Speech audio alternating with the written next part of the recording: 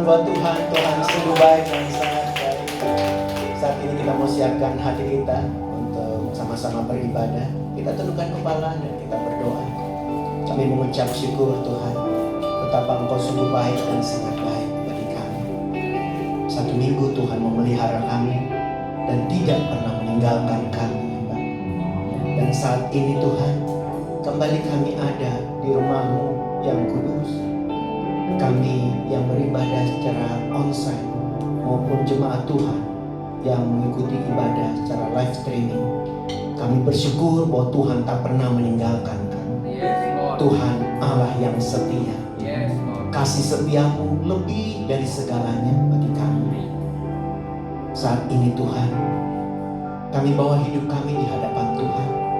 Kuduskan kami Tuhan, sucikan dan tahirkan kami dari segala pelanggaran dosa dan kesalahan kami, sehingga ibadah ini mendatangkan berkat bagi setiap kami. Bapa di surga, setiap pujian, nyanyian, mazmur dan sembah kami biar menjadi korban syukur kami, bahkan doa kami di hadapan Tuhan. Biarlah Tuhan, bahkan surga disenangkan dengan ibadah kami saat ini. Terima kasih Tuhan Yesus Kristus. Roh Kudus menuntun kami. Tuhan yang ditinggikan, Tuhan yang dimuliakan dalam ibadah kami saat ini. Di dalam nama Tuhan Yesus Kristus, setiap kita yang percaya sama-sama katakan amin. Sekali lagi kasih tepuk tangan buat Tuhan. Tuhan sungguh baik. Besar dan ajaiblah karya-Mu, adil dan benarlah jalan-Mu, Raja segala bangsa yang Maha Kuasa, mulia nama-Mu. Besar dan ajaib, besar dan ajaiblah karya-Mu, adil dan benarlah jalan-Mu, Raja segala bangsa yang Maha Kuasa, mulia nama-Mu. Mari angkat tangan bersama-sama. Layaklah segala bangsa sujud kepada-Mu, sebab Kau Allah yang kudus, layak disembah. Layaklah segala bangsa, layaklah segala bangsa sujud kepada-Mu, sebab Kau Allah yang kudus, layak disembah. Mari dari awal kembali naikkan pujian. Besar dan ajaiblah karya-Mu, adil dan benarlah jalan-Mu, Raja segala bangsa yang Maha Kuasa, mulia nama-Mu. Layaklah segala bangsa, layaklah segala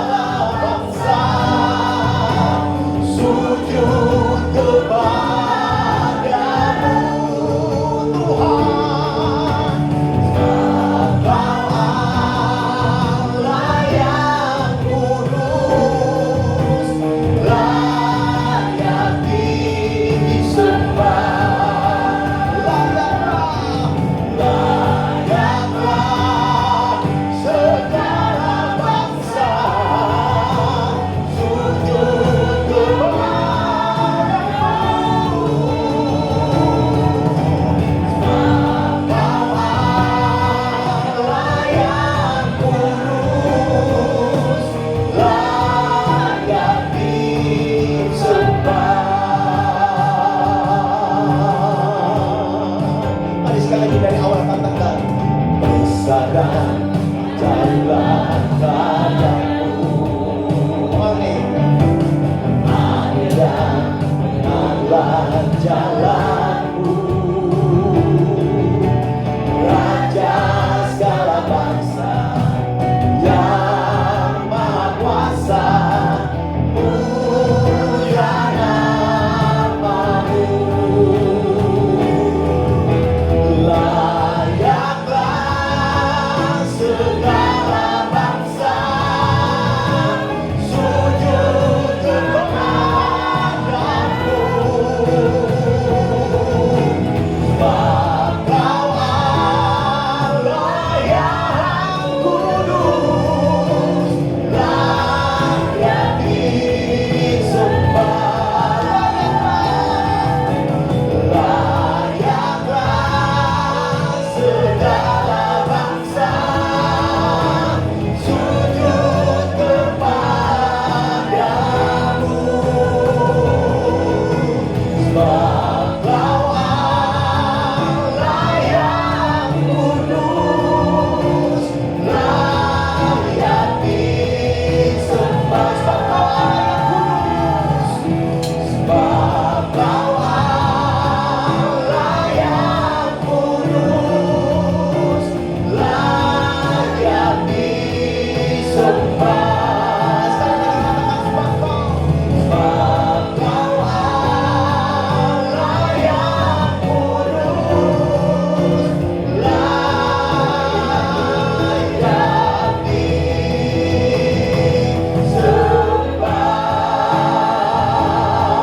Mari sembah Tuhan.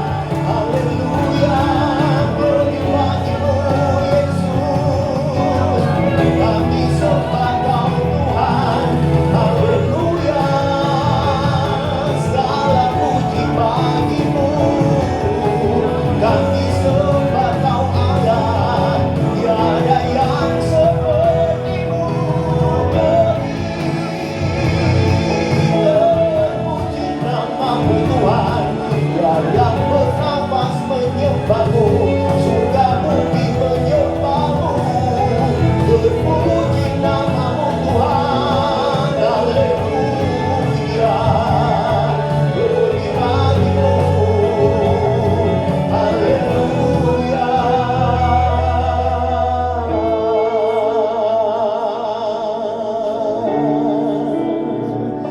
Sungguh baik Kau Tuhan, sungguh baik Kau Yesus. Terpuji namamu ya Tuhan. Sungguh Allah, kami bersyukur punya Tuhan seperti Engkau. Engkaulah kekuatan kami, Engkau yang menopang kami ketika kami jatuh, bahkan mengangkat kami. Engkau yang menurunkan tangan ketika kami mengangkat tangan kami. Engkau yang membukakan jalan bagi kami ketika semua jalan tertutup. Allah yang setia, tak pernah meninggalkan kami. Terima kasih Tuhan. Terima kasih untuk kebaikan. Terpuji namamu selama-lamanya. Di dalam nama Tuhan Yesus Kristus, sama-sama katakan amin. Mari sambil bangkit berdiri Bapak Ibu yang ada dalam ruangan ini, kasih tepuk tangan buat Tuhan. Haleluya. Allah kita sanggup melakukan segala perkara yang besar. Amin. Amin. Semua.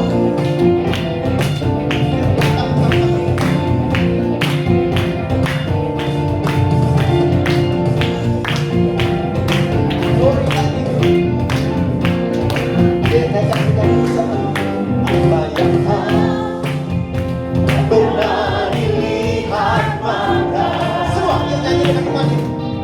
Yang tak pernah didengar telinga.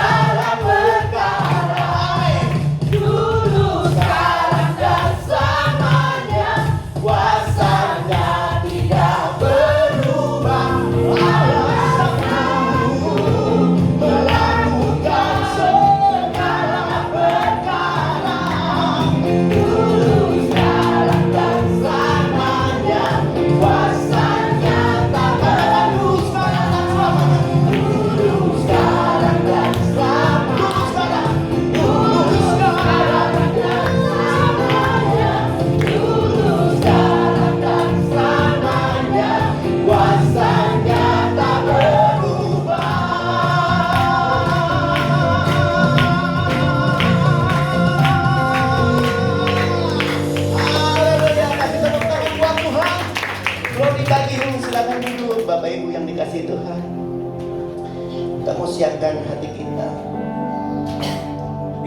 untuk diberkati dengan firman Tuhan. Terima kasih Tuhan Yesus. Terima kasih Bapa. Glory bagi kami, siapkan hati kami.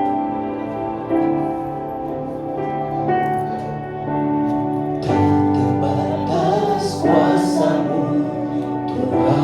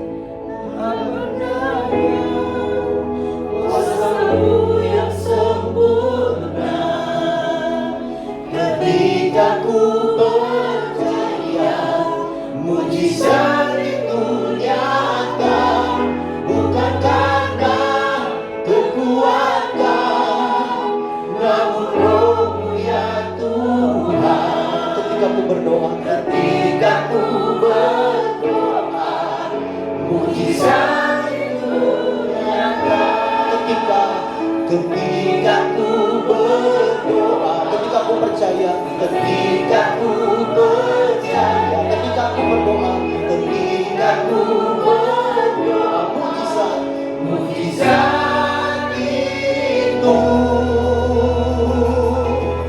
nyata.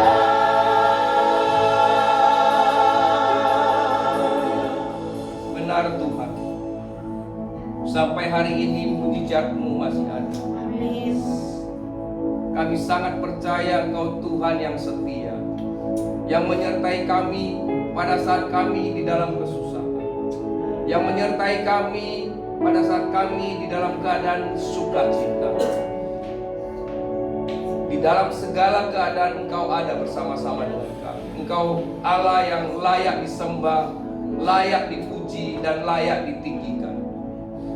Tuhan, sebentar kami akan duduk diam mendengarkan kebenaran sharing firman-Mu. Urapi kami semua Tuhan, yang menyampaikan maupun yang mendengarkan, agar kami pulang membawa kekuatan baru di dalam hidup kami. Di dalam nama Tuhan Yesus kami berdoa dan mengucap syukur. Mari yang percaya sama-sama katakan amin.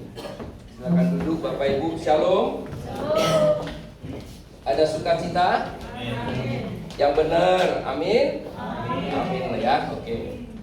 Baik, bisa dibuka 1 Raja-Raja 22. Bisa dibuka 1 Raja-Raja ayat pasal ke-22 ya. Kita akan baca agak panjang tapi nggak apa-apa ya, kita baca bergantian ya. Kita baca ayat 1 sampai 14 ya, ayat 1 sampai 14. 1 Raja-Raja 22. Oke, saya baca ayat 1. Sahabat TVC baca ayat 22. Kalau yang di rumah juga ikut membaca bersama-sama. Saya baca ayat 1. Nah, perikopnya, Ahab memerangi Ramot Gilead, dan Nabi Tuhan berhadapan dengan nabi palsu. Ini luar biasa nih, perikop ini. Saya baca ayat 1. 3 tahun lamanya orang tinggal tidak aman, dengan tidak ada perang antara Aram dan Israel.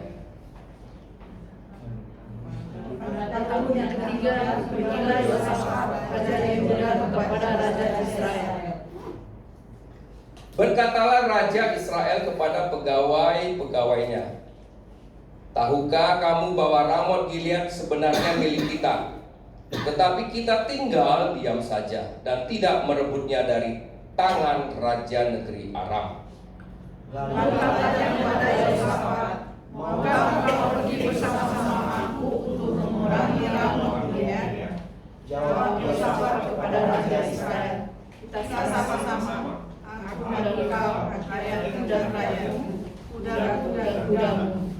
Saya baca ayat 5. Tetapi Yosafat berkata kepada raja Israel, baiklah, tanyakan dulu firman Tuhan. Silakan. Raja Israel mengumpulkan para nabi, kira-kira 400 orang banyaknya. Kemudian bertanya kepada mereka, apakah aku boleh pergi berperang melawan Ramot Gilead, atau aku membatalkannya? Jawab mereka, majulah, Tuhan akan menyerahkannya ke dalam tangan raja. Tetapi Yosafat bertanya, tidak adakah lagi di sini seorang nabi Tuhan, supaya dengan perantaraannya kita dapat meminta petunjuk?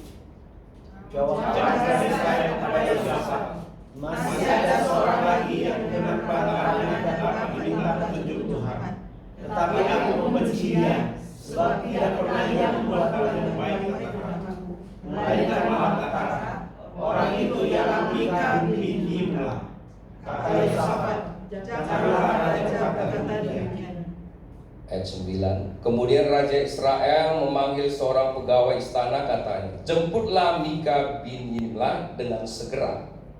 Sementara raja Israel dan Yosafat raja Yehuda duduk masing-masing di atas tahtanya dengan pakaian besar di suatu tempat menginginkan di depan pintu gerbang Samaria, sedang semua nabi itu bernubuat di depan mereka. Ayat 11. Maka Zedekia bin Kenaana membuat tanduk-tanduk besi, lalu berkata, beginilah firman Tuhan, dengan ini engkau akan menanduk Aram sampai engkau menghabiskan mereka. Juga sesudah itu berbuat demikian, katanya, majulah kamu Gilead, dan engkau akan beruntung. Tuhan akan menyerahkannya ke dalam tangan raja. 13. Suruhan yang pergi memanggil Mika itu berkata kepadanya, ketahuilah, nabi-nabi itu sudah sepakat meramalkan yang baik bagi raja. Hendaklah engkau juga berbicara seperti salah seorang daripada mereka dan meramalkan yang baik. Tetapi Mika menjawab, demi Tuhan yang hidup, sesungguhnya apa yang akan difirmankan Tuhan kepadaku, itulah yang akan aku katakan. Ya, luar biasa ya. Kita baru baca 14 ayat, di mana rencana seorang raja untuk memerangi satu daerah, artinya untuk menguasai kembali area itu, dan dia mengajak raja dari Yehuda, yang mana di sini disebutkan namanya Yosafat. Ayat pertama ini jelas sekali dikatakan 3 tahun lamanya orang tinggal aman dengan tidak ada perang antara Aram dan Israel.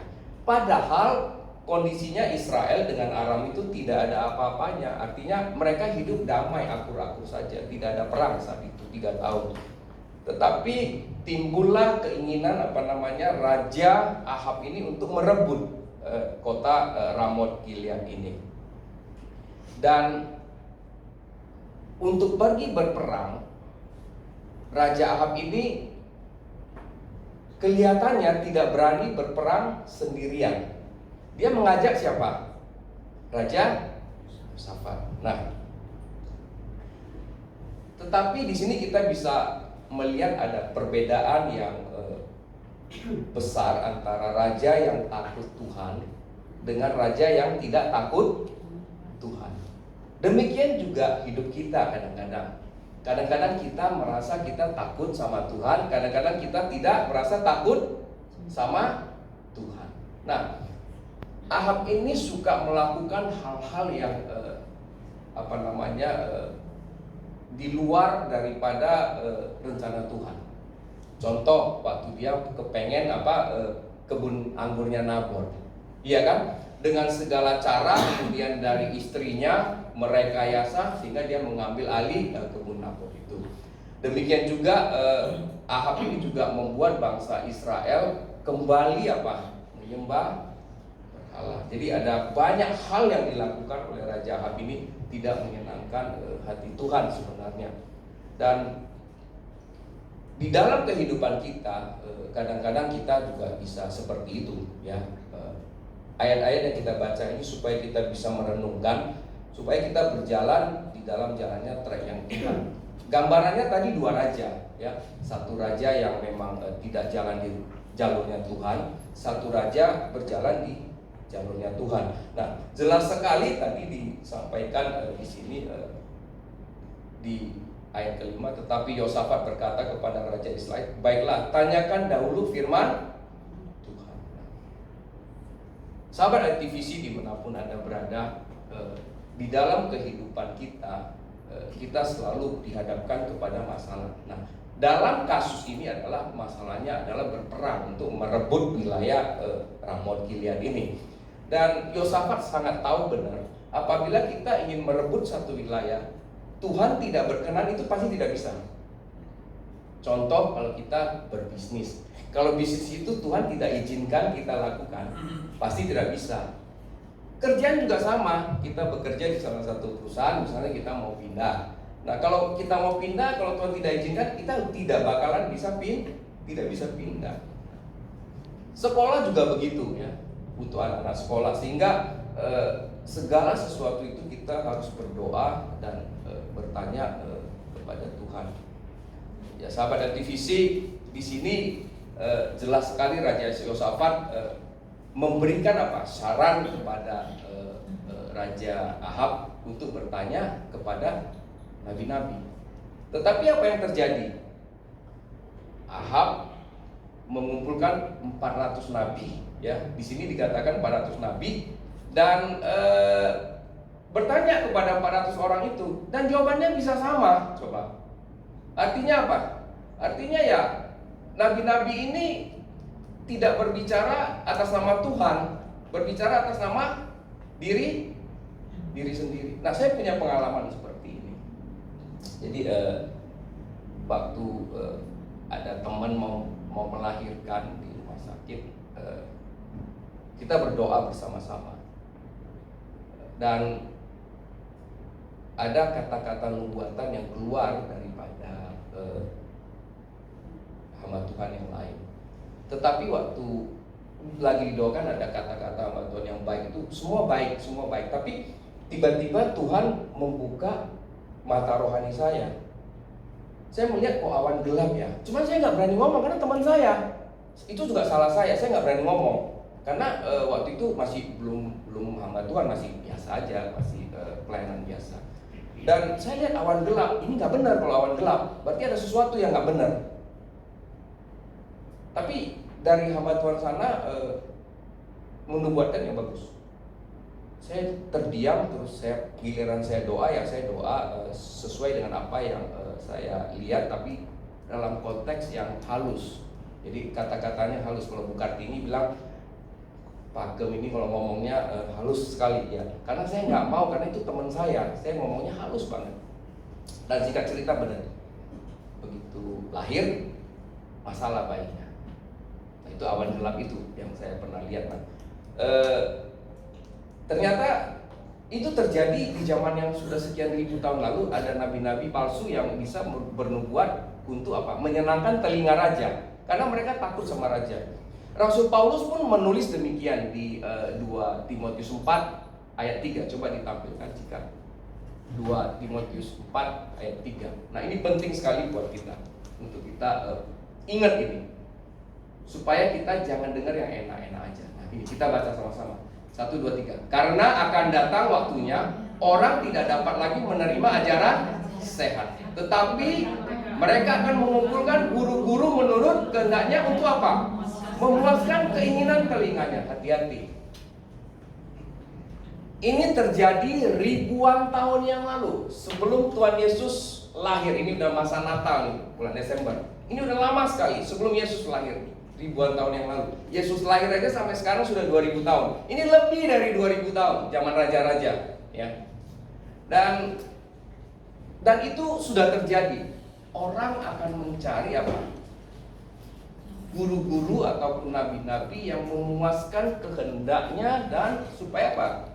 Telinganya enak di mendengarnya. Apabila tidak enak, maka dia akan apa? Berontak, berseberangan dengan orang-orang tersebut. Nah, oleh sebab itu kita sebagai anak-anak Tuhan harus peka sebagaimana Raja Yosafat tadi. Iya kan? Raja Yosafat bilang begini, ini 400 orang semua bernubuat yang baik. Majulah, kamu akan menang. Apa iya? Pertanyaannya, apa iya? Nah, artinya kita sendiri sebagai anak-anak Tuhan harus berhikmat. Raja Yosafat ini sangat peka. Dia peka sekali. Dia berkata begini. Tetapi Yosafat bertanya, tidak adakah lagi di sini seorang nabi Tuhan, supaya dengan perantaran kita dapat meminta petunjuk. Artinya Yosafat ini tahu yang 400 ini bukan nabi yang benar. Nah, kalau pemungutan suara misalnya dari 400 plus nabi satu lagi 401, 400 angkat tangan, satu nggak angkat tangan, pasti yang menang siapa? Yang 400. Tapi dalam Tuhan nggak ada begini. Yang Tuhan itu dibutuhkan apa? Kepekaan. Bisa aja semua teman-teman berkata A semua. Dalam pelayanan juga sama. Tiba-tiba Tuhan akan bilang enggak, ini B. Nah, hal ini juga saya pernah alami ya. Waktu kami membangun satu ministry untuk membuat kelas. Tapi teman semua setuju mau membuat kelas. Singkat cerita, saya doa waktu itu. Tuhan bilang nggak jalan loh nanti kelasnya, nggak jalan. lumayan investasinya juga besar. Kami harus bikin ruangan, tapi teman kami yang menyediakan gedungnya waktu itu bikin ruangan semua. Saya tidak berani ngomong kalau itu nggak jalan, karena mayoritas oke. Dan singkat cerita, kita udah janji semua, benar nggak jalan. Tapi Tuhan baik, karena itu nggak jalan, Tuhan ubah jadi program di televisi, di salah satu televisi kabel itu. Dan kami kerjakan itu bertahun-tahun gara-gara ada satu program yang memang kami mau lakukan tidak jalan, sehingga Tuhan ganti program yang lain. Itu bisa terjadi, ya, itu bisa terjadi. Dan sampai hari ini puji Tuhan masih dipercaya untuk membuat program yang baru, ya. Baru minggu lalu dikasih konfirmasi. Itu luar biasa. Nah, oleh sebab itu kita sendiri harus peka, anak-anak Tuhan, dan jangan tergantung kepada apa. Di sini ayatnya luar biasa loh. Jangan tergantung kepada dikit-dikit hamba Tuhan. Kita sendiri harus punya hubungan pribadi dengan Tuhan. Ayat ini mengajarkan kita. Raja Yosafat itu punya hubungan dengan Tuhan, sehingga dia tahu ini bukan jawaban yang benar, sehingga dia perlu konfirmasi kepada nabi yang lain. Di dalam kehidupan kita, ya, sahabat TVC yang dikasihi Tuhan, kita perlu mempertajam visi rohani kita untuk bisa selalu connect dengan Tuhan. Memang ya jujur ya, di dalam kehidupan itu kita boleh dikatakan hektik ya, ada banyak pekerjaan, masalah kerjaan ya. Tetapi tolong ambil waktu, ya, tolong ambil waktu, nggak usah lama-lama. Setiap malam sebelum tidur aja tetap lakukan hal itu. Dan setiap pagi sebelum melakukan aktivitas tetaplah melakukan hal itu. Karena itu akan menjaga kepekaan kita dengan Tuhan. Jangan begitu bangun pagi udah langsung, terlambat, kita langsung bangun terlambat udah langsung sibuk antar anak lah atau apa. Jangan. Walaupun terlambat, ambil waktu 1-2 menit.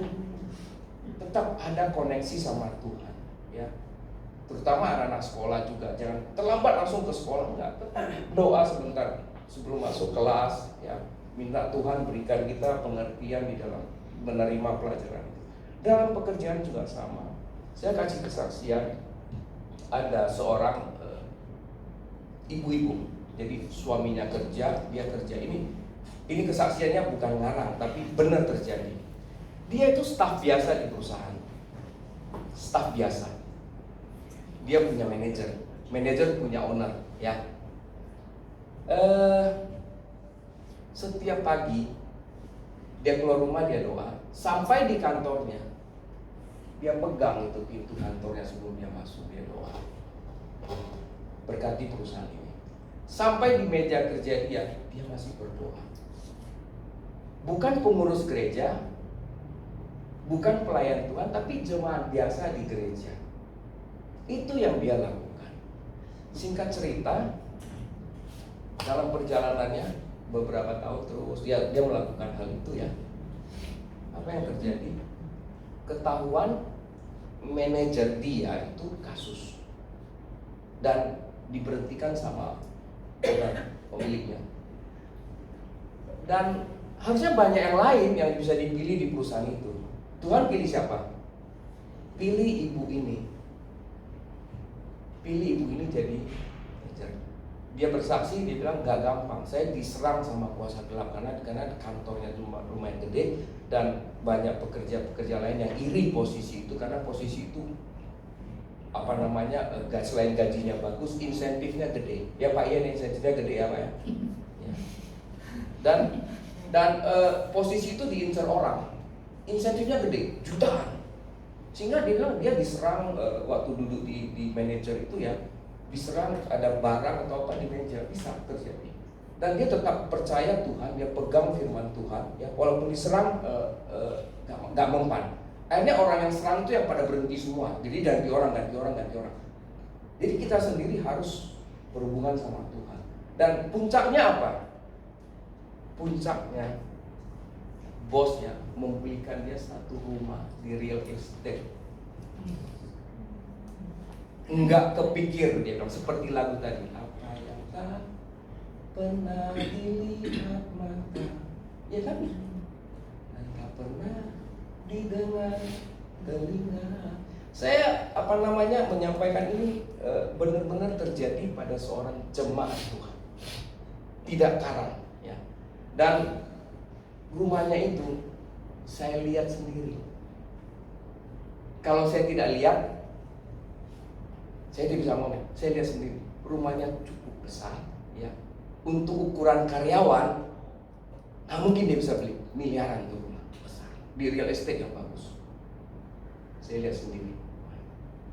Dan sahabat aktivisi jemaat Tuhan, ya, ini kita penting berhubungan dekat sama Tuhan supaya kita tahu apa yang Tuhan mau kita lakukan. Ahab tidak tahu, raja ini tidak tahu. Ahab ini hanya berdasarkan emosi. Padahal 3 tahun kan kita mencatat tidak ada apa-apa di Aram itu. Tenang, semuanya tenang. Jadi artinya Ahab ini mencari apa? Mencari masalah untuk siapa? Dirinya sendiri. Mencari persoalan untuk dirinya sendiri. Dan dia tidak pernah melakukannya tidak yakin untuk melakukannya sendiri, bukan tidak pernah, tidak yakin melakukan dengan diri sendiri. Dia ngajak Raja Yosafat ini. Nah, sahabat divisi yang dikasih Tuhan, singkat cerita, Raja Ahab mau nggak mau memanggil nabi tadi yang namanya Mika bin Yimla. Tetapi diberikan pesan sponsor sebelum datang bernubuat. Sering terjadi nggak?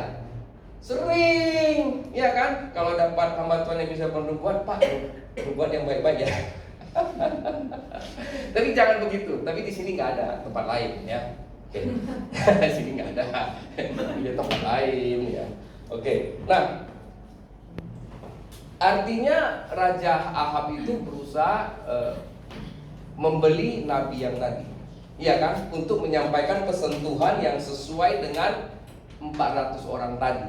Ya, istilahnya kalau dalam kasarnya itu beli suara, ya kan, supaya suara nabi ini bisa dibeli. Tapi kan akhirnya tidak bisa kalau yang demikian. Ya, dia kan berkata apa adanya, ya kan. Nah, semua nabi berkata engkau akan menghabisi kerajaan ini, Aram. Tapi faktanya Mika bernubuat lain. Nah, waktu Mika ini terpengaruh loh. Kenapa? Kan di ayat 3 lihat, ketahuilah nabi-nabi itu sudah sepakat meramalkan yang baik bagi raja. Hendaklah engkau juga berbicara seperti salah seorang daripada mereka dan meramalkan yang baik. Mika sebenarnya sudah terpengaruh waktu itu. Dan akhirnya apa? Mika meramalkan seperti yang 400 tadi. Itu di ayat berapa tadi kita baca? Ayat 15. Tadi kita baca sampai 14. Ayat 15 begini. Setelah ia sampai kepada raja, bertanyalah raja kepadanya, Mika, apakah kami boleh pergi berperang melawan Ramot Gilead atau kami membatalkannya? Nah, sempat juga Mika terpengaruh. Iya kan? Jawabnya kepadanya, majulah dan engkau akan beruntung, sebab Tuhan akan menyerahkannya ke dalam tangan. Nah, sekarang giliran Raja Ahab yang peka. Dia bingung, selama ini kan dia nggak pernah nubuatin saya yang baik-baik begini. Biasanya yang jelek-jelek. Nah, dia bingung kan? Ya. Dan akhirnya Mika mengatakan tidak boleh maju kan. Dan yang jelas dikatakan apabila kamu maju maka akan tercerai berai seperti domba-domba yang kehilangan gembala. Artinya apa? Artinya Ahab mati. Kan ayat selanjutnya lah, kita nggak baca karena panjang. Itu artinya Ahab mati. Tapi Ahab tidak bisa menangkap isi pesan nubuatan itu. Kenapa? Why? Padahal jelas sekali di ayat 17 ya. Lalu jawabnya, telah kulihat seluruh Israel tercerai berai di gunung-gunung seperti domba-domba yang tidak mempunyai gembala. Sebab itu Tuhan berfirman, mereka ini tidak punya Tuhan. Baiklah masing-masing pulang ke rumahnya dengan. Padahal gini, Ahab ini disayang Tuhan. Ahab ini disayang Tuhan. Mika udah mengatakan yang sebenarnya. Domba-domba tercerai berai. Artinya Ahab sendiri akan kalah di pertempuran itu dan dia akan mati. Tetapi karena apa? Emosi, amarah, gengsi, dia tidak mau mendengarkan itu. Akhirnya mereka pergi nggak berperang. Alkitab mencatat mereka pergi dengan Yosafat. Kalau kita baca itu mereka pergi. Nah, seseorang yang punya ambisi besar atau emosi yang besar itu harus hati-hati. Dia tidak bisa mendengar dengan jelas pesan Tuhan. Ini buat kita sangat penting. Mika mengatakan domba-domba Israel akan tercerai berai. Artinya kan udah gembala nggak ada, raja nggak ada ya, pasti meninggal. Dia nggak bisa menangkap bahwasanya kalau dia maju, dia gagal, dia mati. Tertutup pikirannya, tertutup mata rohaninya si Ahab ini, nggak bisa melihat sama sekali. Ya. Nah, sahabat divisi yang dikasih Tuhan, ini penting sekali buat kita. Kita harus bisa memahami firman Tuhan yang kadang-kadang itu sampai kepada kita. Lewat mana aja. Firman Tuhan itu sampai ke kita bisa lewat pendeta, bisa lewat kita baca kitab, bisa lewat teman, bisa lewat sekarang WhatsApp, macam-macam yang kita lihat. Jadi kita harus peka sama Tuhan. Kita sendiri sebagai jemaat itu harus peka, ya. Dan harus tahu pesan-pesan Tuhan yang diberikan kepada kita. Ahab tidak mengerti, dan dia pergi tetap maju berperang. Dan kalau kita baca seterusnya, Ahab ini bukan orang yang setia kawan. Kalau kita baca seterusnya, kenapa? Dia bilang, Yosafat, kita maju ya, confirm ya. Walaupun Mika mengatakan kalah, ya kan? Dia nggak bisa baca. Apa yang dia lakukan terhadap Raja Yosafat? Kamu pakai baju kerajaan, aku tidak. Artinya apa? Kalau dalam perang itu yang dicari siapa? Raja. Dia dalam perang supaya apa? Yang mati siapa? Yosafat. Tapi nubuatannya Mika, dia mati. Dia mau ganti loh. Artinya apa? Dia mau tukar kematian dia dengan kematian siapa? Yosafat. Pintar nggak orangnya? Benar, lihai nih sahabat divisi. Licik. Dia bukan nggak mengerti nubuatannya tadi yang saya katakan. Dia mengerti, tapi dia mau tukar, dia mau jadi Tuhan. Benar nggak kadang-kadang kita mau jadi Tuhan sahabat divisi? Ayo renungkan. Benar nggak kadang-kadang kita yang mau jadi Tuhan? Kita yang mau atur Tuhan, bukan Tuhan atur kita. Ya. Ini serius. Ini kisah antara Ahab dan Yosafat ini banyak yang kita bisa dapat. Kita suka atur Tuhan. Gini, Tuhan, aku mau kerjaanku yang begini misalnya. Tuhan, aku mau istriku nanti atau pacarku yang kayak begini, ya kan? Aku mau rumahku yang begini. Aku mau. Tidak ada yang Tuhan mau. Si raja ini, Raja Ahab ini saking liciknya, sahabatnya yang dikorbankan, bayangkan. Sahabatnya yang dikorbankan. Tapi karena Yosafat ini kan takut Tuhan, iya kan? Takut Tuhan, dengar firman Tuhan, melakukan kehendak Tuhan, walaupun mau dikorbankan tidak bisa. Kenapa? Begitu pasukan itu melihat itu, dia pakai pakaian raja, dikejar kan? Tapi begitu dekat, itu bukan Ahab. Tuh, hebat nggak? Dia bukan Raja Ahab. Bisa balik tuh pasukan. Harusnya dia udah mati tuh si Yosafat. Tapi karena pasukan dari Aram itu melihat dia, bukan Raja Ahab. Dan apa yang terjadi? Seorang pasukan sembarang menarik apa? Panah. Tuh, hati-hati loh. Sembarang menarik panah, kena nggak? Kena. Padahal kan kalau perang itu kan harus apa? Tepat kan? Artinya nubuatan daripada Mika ini tepat. Bangsa Israel akan apa? Kehilangan gembalanya. Domba tercerai berai kemana-mana. Nah, dalam pertemanan ini kita bicara pertemanan. Sering nggak ketemu teman? Kadang-kadang bisa kita sebagai teman dikorbankan. Pernah ketemu nggak? Ada. Tapi di sini tidak ada. Di tempat lain. Ya.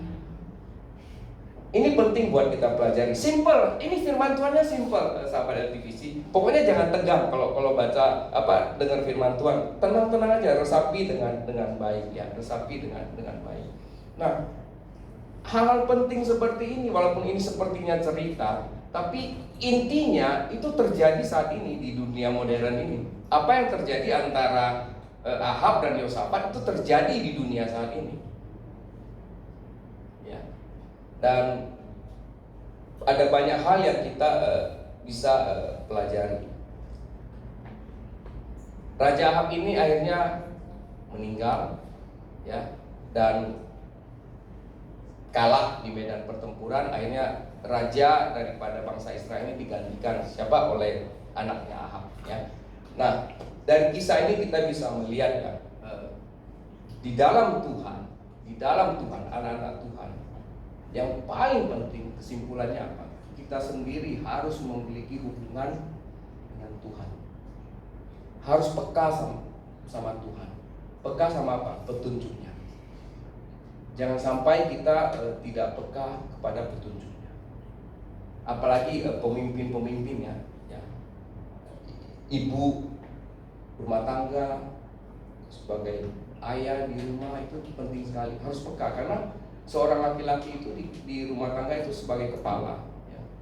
Raja, imam, nabi itu bagi suami itu sebenarnya sangat penting. Dan dari kisah ini, sahabat LTVC, kita bisa belajar kita harus sendiri memiliki hubungan dengan Tuhan. Kemudian hamba Tuhan itu hanya sekedar konfirmasi. Kita udah dapat sesuatu kepada hamba Tuhan, hanya konfirmasi. Seperti Raja Yosafat itu konfirmasi kepada Nabi Mika. Tapi kenapa Yosafat mau maju bersama-sama dengan Ahab? Coba renungkan. Ini poin penting. Kenapa Yosafat mau maju bersama-sama dengan Ahab? Padahal Ahab sudah mengatakan, kamu pakai baju kerajaan, saya tidak. Yosafat tahu kalau disertai Tuhan pasti aman. Jadi beda pola pandang. Raja Ahab suka memakai cara-cara yang tidak benar, sedangkan Raja Yosafat ini orang yang teguh berpegang dengan firman Tuhan. Dia tahu kalau tetap bersama Tuhan, pegang firman Tuhan, tidak bisa celah. Walau apa? Sisi kanan berapa? Walau 1000 rebah di sisi, dan sebelahnya lagi berapa? 10.000. Ahab ini sangat mengerti firman Tuhan. Baik, saya undang pemain musik, MC, singer. Kita nyanyikan lagu. Walau 1000 rebah di sisiku. Kita sembah Tuhan. Ya.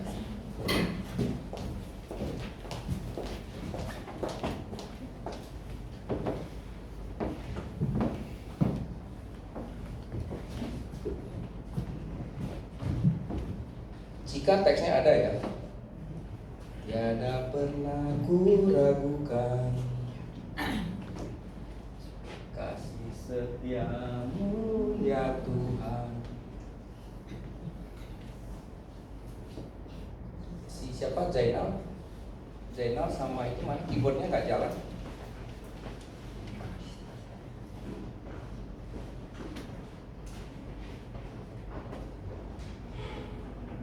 Ya, sahabat TVC, walaupun singkat tapi bisa direnungkan kembali di rumah. Ayat ini panjang, pasal ini panjang, pasal 22 ini bisa dibaca kembali, direnungkan. Ada hal yang luar biasa di dalam kisah ini, sehingga kita akan menjadi kuat, ya. Kita akan menjadi kuat. Anak-anak Tuhan itu akan menjadi kuat.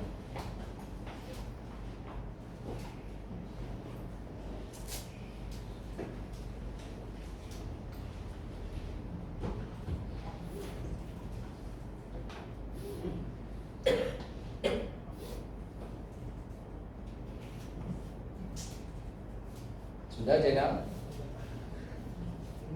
Oh, tahu.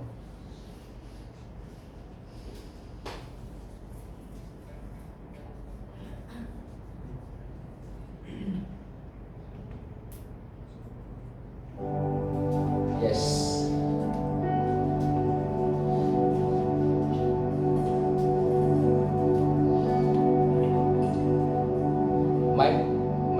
Mike WL. Tiada pernah ku ragukan kasih setiamu ya Tuhan.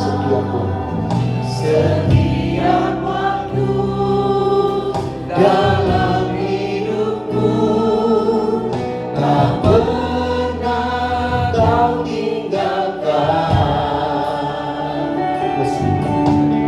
Meski langit tampak suram, awan gelap pun menghadap. Hadapi badai, lewati ombak, tak pernah kau tinggalkan diriku.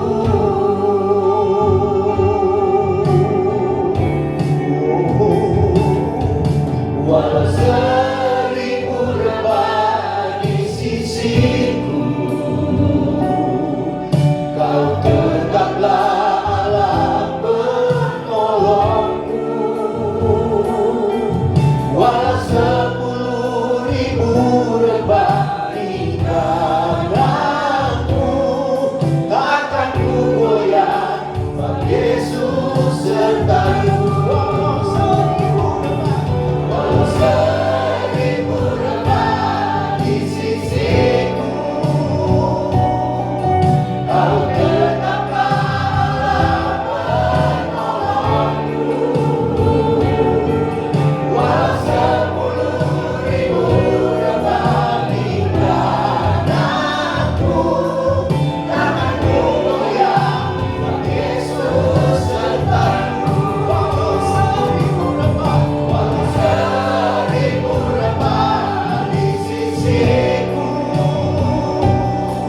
kau tetaplah Allah penolongku.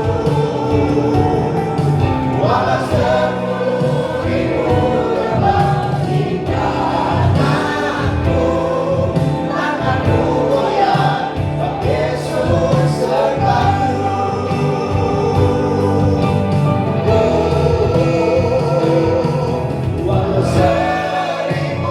Walau 1000 rebah di sisiku, kau tetaplah Allah penolongku. Walau 10.000 rebah di kananku, takkan ku goyah, sebab Yesus sertaku. Takkan ku goyah, takkan ku goyah, sebab Yesus sertaku. Takkan ku goyah, sebab Yesus sertaku.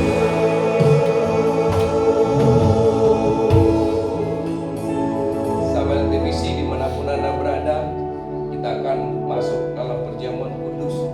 Semua sudah dapat perjamuan kudusnya? Kalau yang belum dapat, bisa bagikan ya.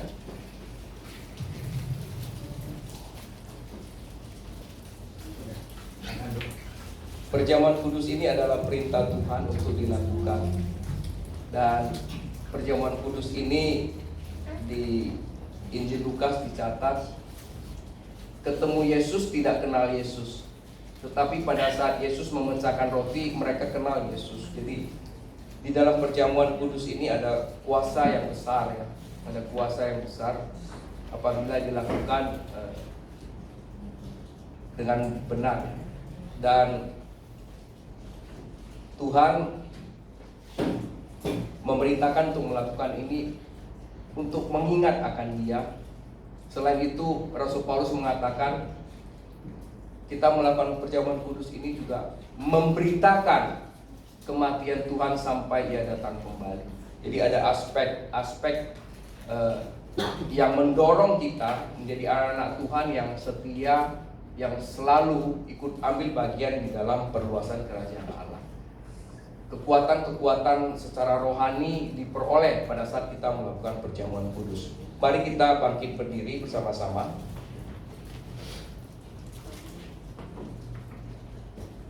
Kita angkat roti bersama-sama. Dan ketika mereka sedang makan, Yesus mengambil roti, mengucap berkat, memecah-mecahkannya, lalu memberikannya kepada murid-muridnya dan berkata, "Ambillah, makanlah, inilah tubuhku." Sahabat TVC, tubuh Yesus yang hancur di atas kayu salib menggantikan kita. Dengan bilur-bilurnya maka kita menjadi sembuh. Kita makan bersama-sama.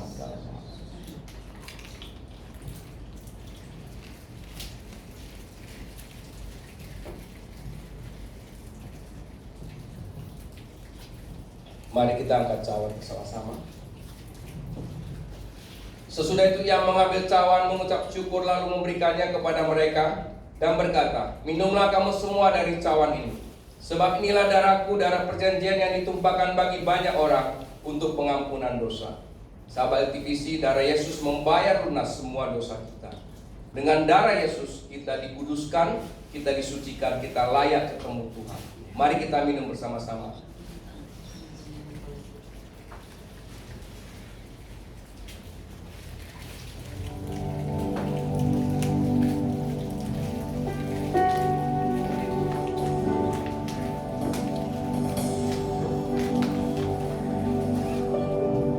Ambil saat teduh sejenak, renungkan kebaikan Tuhan dalam hidup kita. Renungkan mujizat-mujizat yang sudah kita terima dari Tuhan. Renungkan sampai hari ini kita masih bisa diberikan kesempatan, dipanggil, dipilih untuk melayani Dia. Renungkan janji Tuhan yang telah digenapi di dalam hidup kita. Firman Tuhan berkata, kiranya kita diberkati bisa menjadi berkat bagi banyak orang. Berkat yang kita terima dapat kita bagikan kepada banyak orang. Berkat itu bukan bicara uang, jangan salah paham. Berkat kesehatan, berkat di keluarga, berkat di pekerjaan, di karir, semua itu dari Tuhan.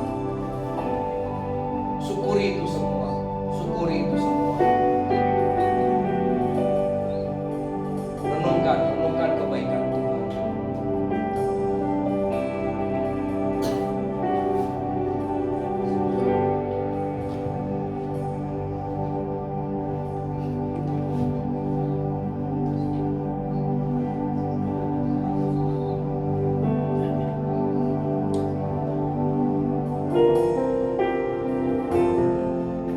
Masih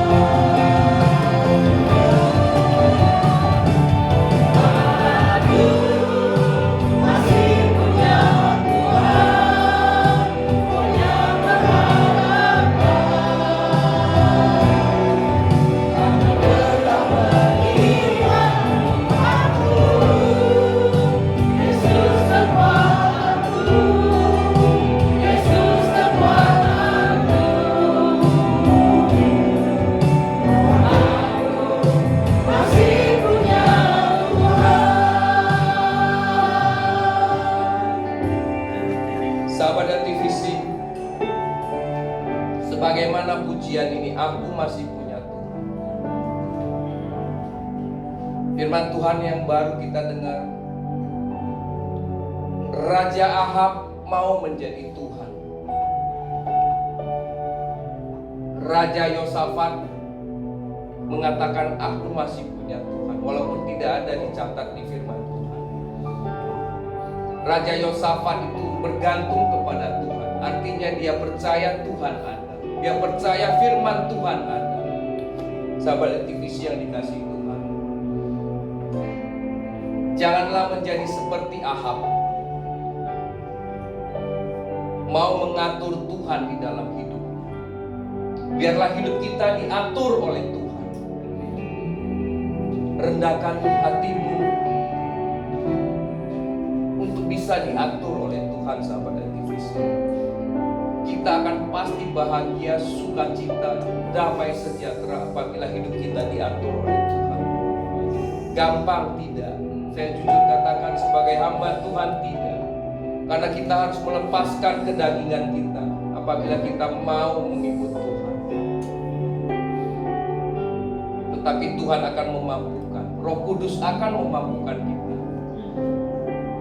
Karena firman Tuhan katakan pada saat kita dibaptis, kita akan menerima karunia Roh.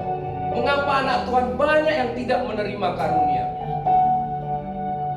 Karena tidak percaya. Oleh sebab itu sahabat dan TVC, dimanapun Anda berada saat ini, Anda harus percaya karunia Roh itu bisa dimiliki oleh semua anak-anak. Karunia itu bukan untuk gagah-gagahan, tapi melakukan pekerjaan Tuhan.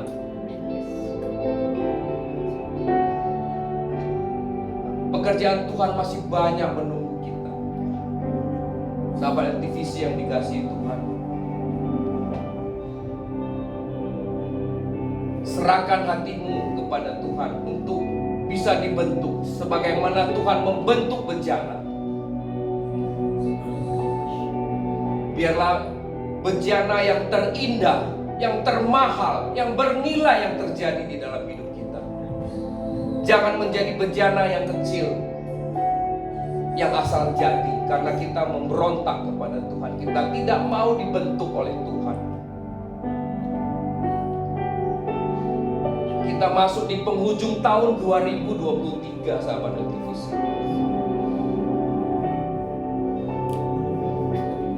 Ambil ketetapan hati untuk masuk di tahun 2024. Pegang tangan Tuhan, berjalan bersama Tuhan, bersandar kepada Tuhan. Lebih peka di tahun 2024. Karena ada banyak hal besar yang Tuhan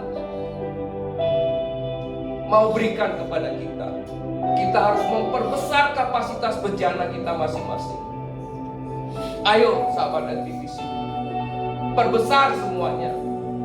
Jangan ada yang tetap, tapi semua diperbesar. Terima kasih Tuhan, terima kasih. Kami sangat percaya Tuhan melihat hati kami semua. Di tengah keterbatasan kami, Tuhan memakai kami. Tuhan, perbesar kapasitas kami, Tuhan. Kami siap, Tuhan. Agar tahun depan ada banyak hal yang kami lakukan untuk memuliakan nama-Mu. Terima kasih Yesus. Tuhan, kami mau berdoa untuk Indonesia yang sebentar lagi akan ada pemilihan presiden wakil presiden. Bulan Februari tanggal 14. Biarlah berjalan aman, damai, sejahtera. 3 pasangan calon berdebat Tuhan dalam beberapa minggu ke depan. Biarlah debatnya itu benar-benar berisi Tuhan, memiliki visi misi yang baik untuk membangun Indonesia. Bukan menjelekkan, bukan menjatuhkan, bukan meremehkan, bukan mengkritik hal-hal yang tidak baik, tetapi dia memaparkan program untuk memperbaiki Indonesia. Itu jauh lebih penting. Urapi semua pemimpin bangsa kami Tuhan untuk bisa bersatu di dalam pesta demokrasi ini. Biarlah Engkau yang menyempurnakan semua.